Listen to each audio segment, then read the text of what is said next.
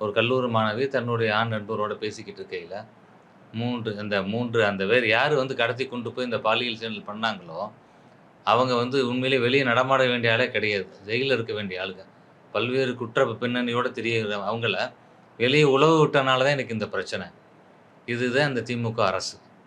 இன்னும் பார்த்தீங்கன்னா, பல்வேறு பிரச்சனைகள் நீங்க எத எடுத்து பார்த்தாலும் மதுரையில இப்ப அசுத்தமான நகரத்தில இந்தியாவிலே முதல் நகரம் வந்து மதுரைன்ற ஒரு மோசமான ஒரு அவப்பெயரை பெற்று தந்திருக்கிறது இந்த திமுக அரசு. சென்னை வந்து 3வது இடத்துல இருக்கு.